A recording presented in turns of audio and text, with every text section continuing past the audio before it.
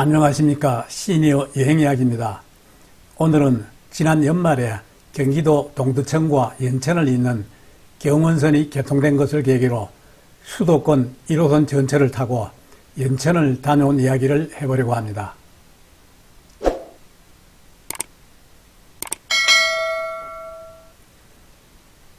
지난 2023년 12월 16일 개통된 경원선 전철화 사업은 소요산까지 운행되는 수도권 1호선 전철을 연천까지 총 20.8km 연장하는 사업으로 지난 2014년에 첫 삽을 뜬 뒤 9년 만에 개통되었죠.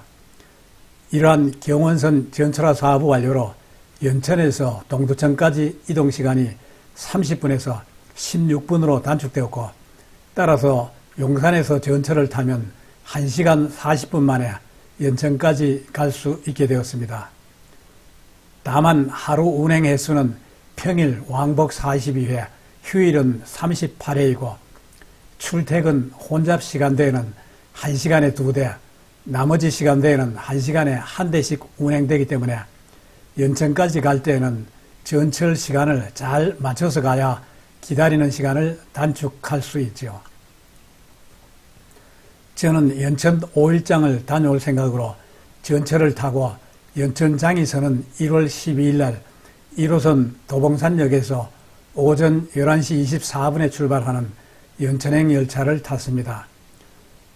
도봉산역에서 연천까지는 55분이 소요되는데 전철을 타고 가면서 보니 대부분의 승객들이 연천장에 가는 듯 보였습니다. 12시 20분경 연천역에 도착해보니 새로 지은 연천 역사가 초현대식 건물로 규모도 매우 커 보였습니다. 연천역에서 내린 다음 일단 3번 출구 쪽으로 가서 예전에 사용하던 구 역사 건물과 급수탑 그리고 전기기관차를 둘러보았죠. 예전에 사용하던 연천역 폐역사는 말끔히 수리하여 깨끗하게 보존하고 있더군요. 연천군에서는 이 폐역사를 관광 안내소로 활용하는 방안을 모색하고 있는 것 같았습니다. 폐역을 조금 지나면 급수탑이 보입니다. 전기기관차는 물을 가열하여 발생하는 수증기를 동력으로 하여 움직이기 때문에 물이 없으면 전기기관차는 달릴 수 없지요. 따라서 일정 거리마다 물을 공급하는 급수탑이 필요한데 연천역 급수탑은 서울역에서 원산역까지 다니던 경원선 전기기관차에 물을 공급하기 위해 1914년에 설치한 것으로 현재 상자형과 원통형 두 기가 남아 있습니다. 그런데 이들 급수탑에는 일제 수탈의 역사와 6.25 전쟁 때 총에 맞은 흔적이 있어 우리 민족의 아픈 과거를 보여주고 있죠.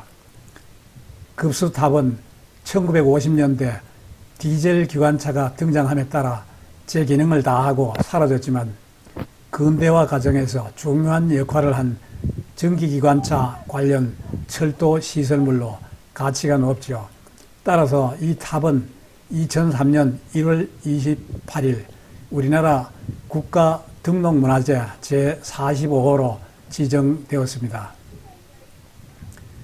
그리고 원통형 급수차 옆에는 마카 3-161이라는 표지를 달고 있는 전기기관차가 보입니다.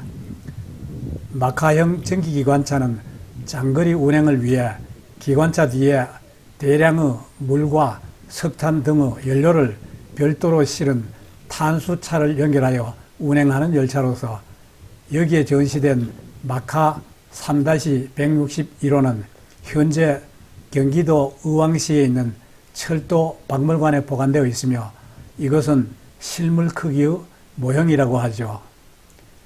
이 전기기관차도 1955년 우리나라에 처음 디젤 기관차가 도입되면서 점차 역사 속으로 사라졌습니다. 구 역사 구경을 마치고 연천역 4번 출구 앞쪽에 있는 연천 5일장터로 향했습니다.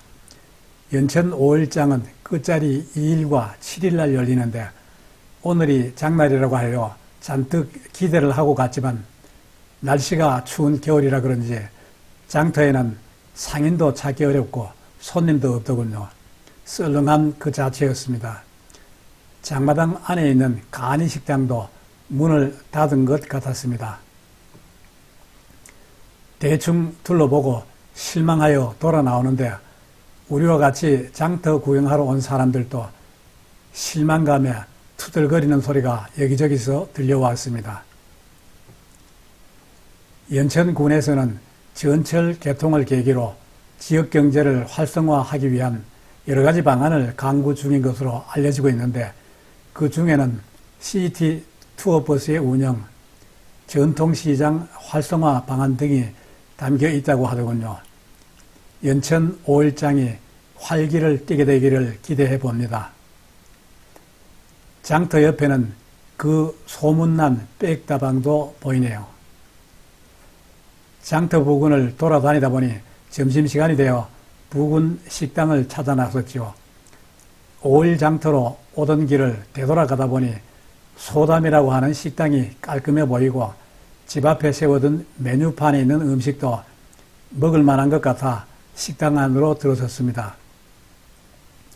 식당 안에 들어와 보니 내부도 비교적 깨끗한 것 같아 자리를 잡고 앉아 메뉴판을 살펴본 후 13,000원 하는 직화 제육 한 상을 시켰죠. 조금 있다 나온 음식을 보니 반찬도 비교적 깔끔하고 제육볶음도 그런대로 입맛에 맞았습니다. 맛있게 점심을 먹고 난 후 부근 카페에서 잠시 휴식을 취한 다음 연천역으로 가 오후 2시 44분 연천역을 출발하는 전철을 타고 돌아왔습니다. 연천 5일장이 이렇게 볼거리가 없는 줄 알았다면 부근 관광지를 들리도록 계획을 세웠을 텐데 하는 아쉬움이 남았습니다. 안 그래도 날씨가 포근하고 시간적인 여유가 있다면 연천역에서 그렇게 멀지 않은 곳에 있는 제인 폭포를 함께 둘러보는 것도 괜찮겠다는 생각이 들었습니다. 지금까지 새로 개통된 전철을 타고 연천을 다녀온 이야기였습니다. 끝까지 시청해 주셔서 감사합니다.